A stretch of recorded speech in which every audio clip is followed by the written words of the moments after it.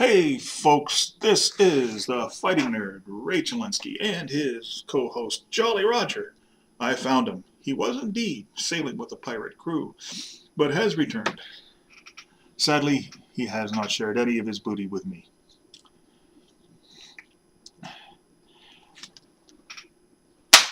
I made a decision about this channel. And what that decision is that it's probably going to get a bit more political and maybe more historical. And the reason is this. I never planned for this channel to be historical or political or anything like that. I realized that there might have been some of that leaking in because I'm going to talk about science fiction, and if science fiction is any good, it's got some historical and political elements in it. That said, I didn't want to go completely political, at least not very often. Then I decided to take those reins off myself. I don't have a lot of followers, of course. The channel's still relatively new, and I realize that my efforts are fairly amateurish. Well, they're completely amateurish. But it will change, hopefully, and I'm going to keep going it. For one thing, I find ranting into the camera therapeutic. Now for the rant. The victim culture. That's what we live in now. It's not totally gone into a victim culture yet. But when my generation goes, we will live in a society of victims. There will be 95% victims, maybe even a larger percentage than that. And there'll be those that victimize. And some of the victims will be, in fact, victimizing others.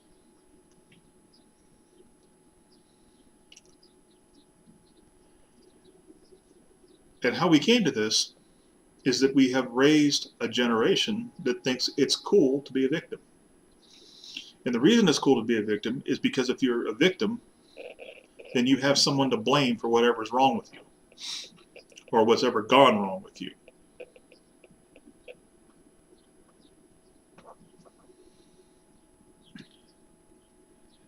If Johnny gets bad grades, it's not Johnny's fault.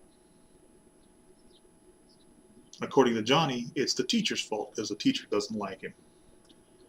And according to the teacher,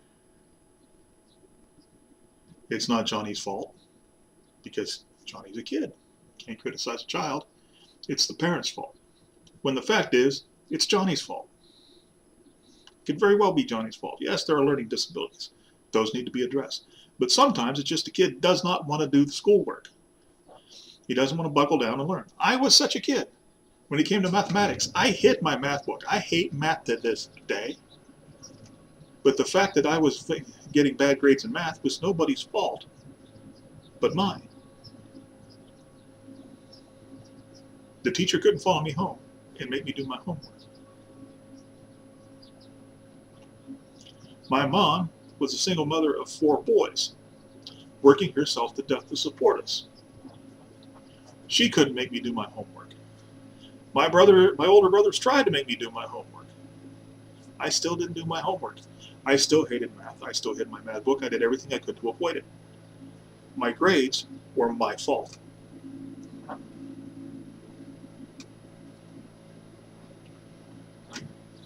I'm a big fat man. It's not McDonald's fault. For one thing, I hate McDonald's. Right? It's not Wendy's fault. It's not the food manufacturer's fault. It's my fault. I'm trying to address that. It takes, and quite frankly, most of the time I'm pretty bad at doing that, but I do try to change that. But I'm not blaming everybody else.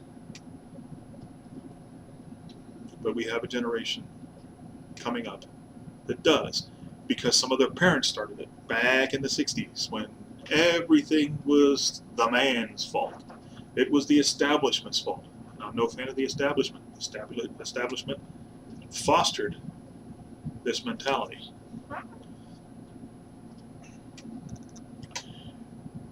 We blame outside sources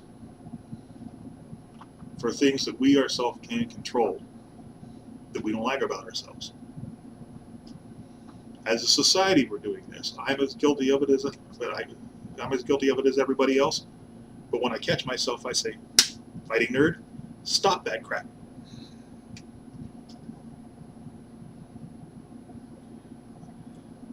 You don't have the job you want. Well, did you go out and acquire the skills to get that job? If you did go to acquire those skills, did you really work hard to become proficient at it? Well, no. It's the illegal immigrant's fault. It's the black man's fault. It's the Jews' fault. It's the paramecium. It's just calling a paramecium on the counter that kept you from getting the job. Now, I'm not going to sit there. Don't start talking to me about being pro-immigration. I think that we need to stop illegal immigration, but for other reasons other than they're taking people's jobs. They undoubtedly are. But not all the time can you blame an illegal immigrant for a job you wanted and you didn't get. Or if you lose a job because you were always late, you never showed up, you weren't very good at it, and then somebody of another color or another creed or somebody comes along and takes it, it's not their fault. Your fault. Personal responsibility.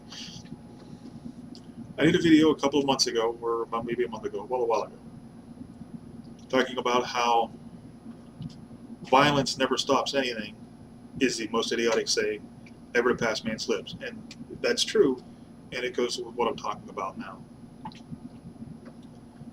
Because if you go by violence never solves anything, then you allow yourself to be victimized by violence. Right? Somebody comes along and beats the crap out of you and steals your purse. Bad thing. You should be punished. But ask yourself, if you're a woman that carries a purse or a man gets mugged and they take his wallet, it doesn't matter. Did you do anything to prevent that? Did you have awareness of your environment? Did you learn the warning signs of a possible violent encounter? Have you taken some sort of personal protection course? Have you armed yourself in some way that's legal in your area? If the answer is no, then that attack is partially your fault. Yes, you're a victim, but at least in part, you allowed yourself to be a victim. And if people took that attitude and said, I'm not going to be anybody's victim. If anybody victimizes me, they're going to have to earn it. It would make it a lot harder for violent criminals to function. But it's cool to be a victim. It's cool to be a victim. You get victimized, you get sympathy. Sympathy is good. Sympathy can get you things.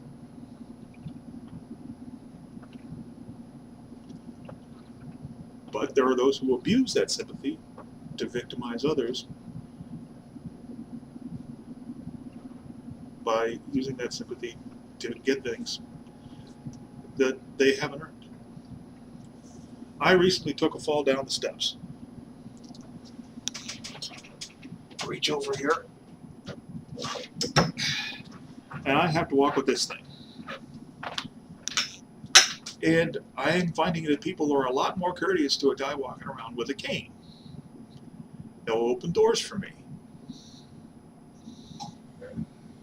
For instance. You know, people that wouldn't open doors for a little old lady are opening doors for me. Little old ladies that don't have canes are opening doors for me now. And I find that kind of shameful myself. I don't like that. I salute their sympathy and their care for a fellow human being, but it really bothers me when that happens. I dropped something at the store the other day, and someone offered to pick it up for me because I was carrying this thing. And sympathy is a good thing.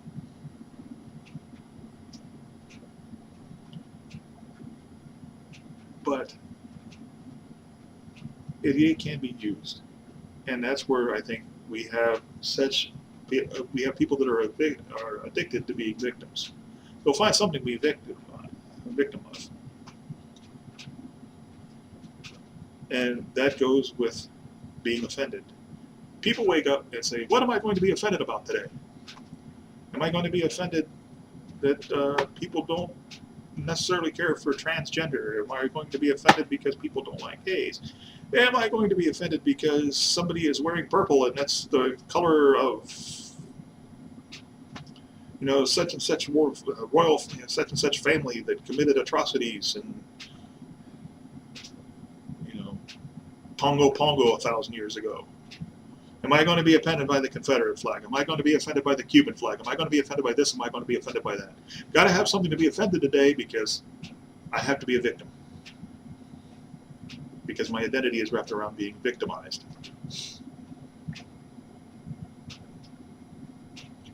And this is a dangerous, dangerous thing. Because it leads to people crying out to government or other institutions to protect us from being victimized. But if everybody's a victim, how do you protect everybody from everybody else?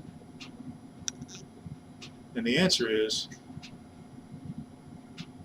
the government victimizes everybody.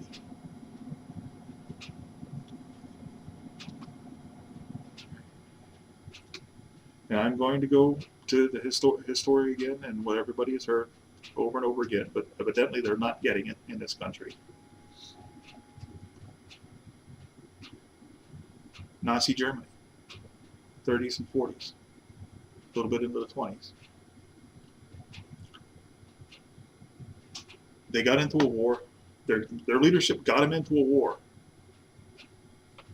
that should never have been fought, had no real political or strategic objective. It was basically fought over national honor. But the people went into that war. They obeyed their leaders, even though anybody that was thinking could see that there was no reason to go to war. And that was true on pretty much all sides of the war. Germany, yes, Germany, it apparently, it was technically the aggressor. But all the other sides were mobilizing. If there was somebody else who would have watched the war given time. Germany got the first punch off.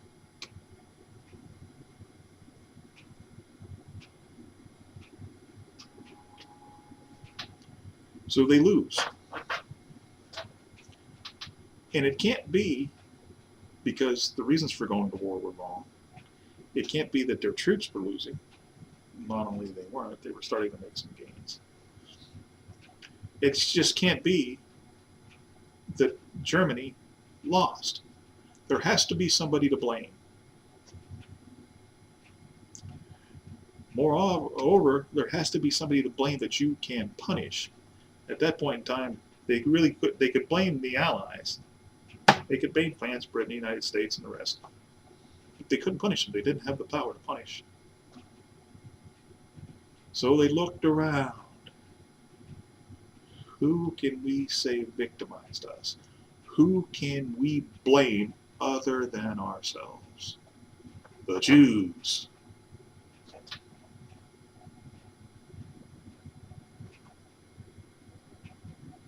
So,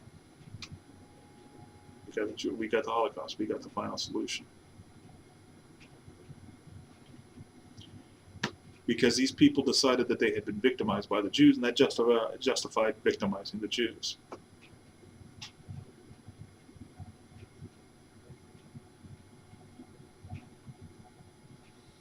So this culture of victimization, this culture where it's cool to be offended, because if you're offended, you're a victim. You're a victim of this prejudice or that prejudice. And you're calling out for social justice. Except what is social justice?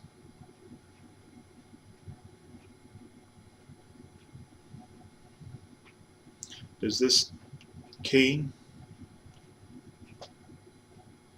make me more deserving of social justice than I was 5 months ago when I didn't have it?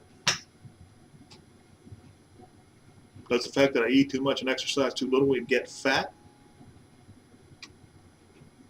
make me a victim that requires compensation from the people that made the food that I eat?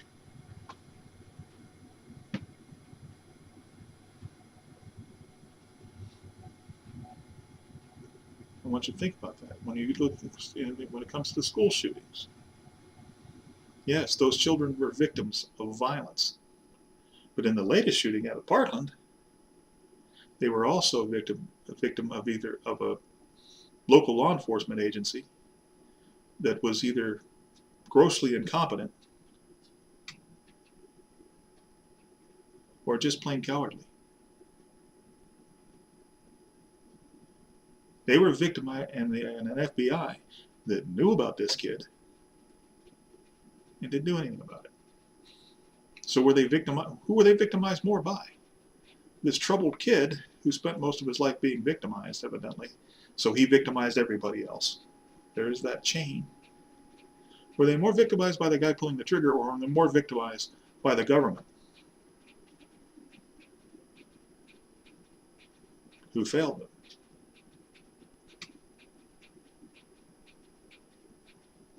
Something to think about. We had all these kids marching in Washington. God bless them. They became politically active. I don't think it'll last for most of them. From all the junk they left lying around when they left, it seemed to me like it was a huge party more than anything else. Right? It's cool to be a victim. They got a lot of attention being victims. But how many of those kids will go back to the schools and see that weird kid who maybe reads too much or dresses funny or whatever, or maybe he's a gay kid? How many of those kids we're talking about out of the March for Life will go right back to their school and bully and victimize the weird kid?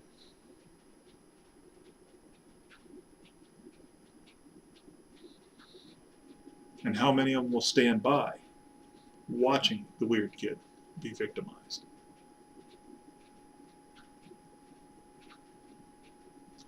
But you really don't want to go and blame the weird kid that picked up the gun who had been messed with his entire life. You don't want to blame the kid because he had a rough life. You know, he was adopted, or parents are dead, or whatever. Right? That seems unseemly. Blame all gun owners. Blame the NRA. Because after all, it's a big, huge organization. It's monolithic. It doesn't really have a face. It's easy to blame them.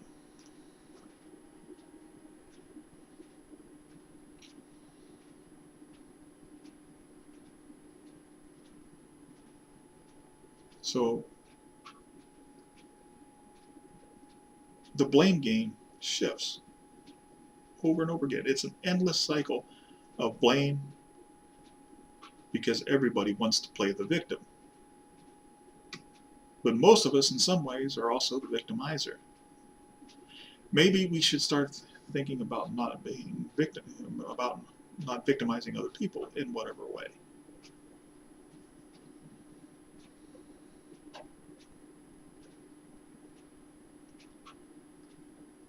So I really think, folks, that we have to start taking personal responsibility for what we do.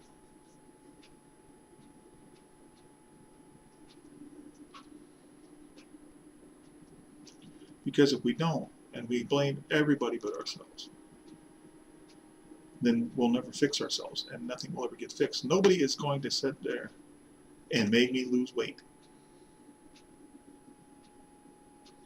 Nobody is going to make somebody who pretty much doesn't want to do anything suddenly become a fantastic worker.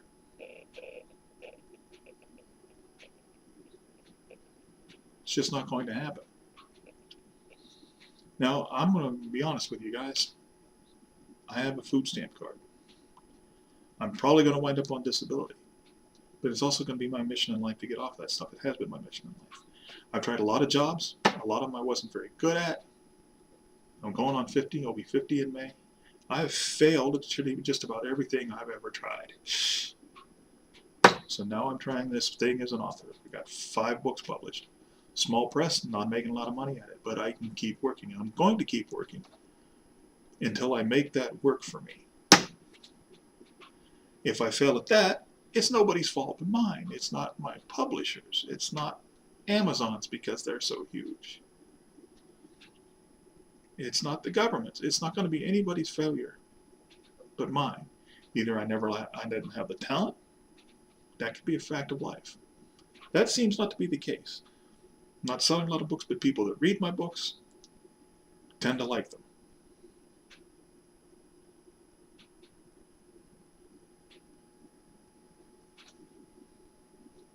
Right? If I fail at this, it's because I didn't work hard enough or I quit.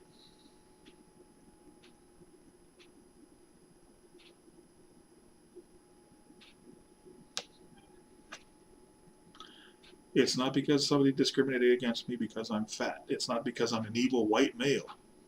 It's not because I own guns, and it's not because I post my political views everywhere. If I fail at this other thing, it's because I lack the drive and I didn't put forth the effort. My fault. Just like all the events that put me in this low state that I'm in now financially, my fault. Nobody else's.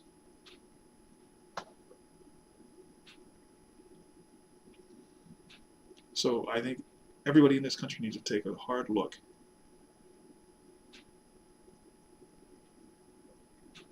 Are you blaming everybody else for your problems?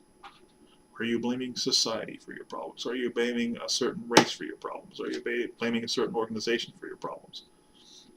Are you blaming space aliens for your problems? Because if you are, you're not a victim. You're victimizing everybody else.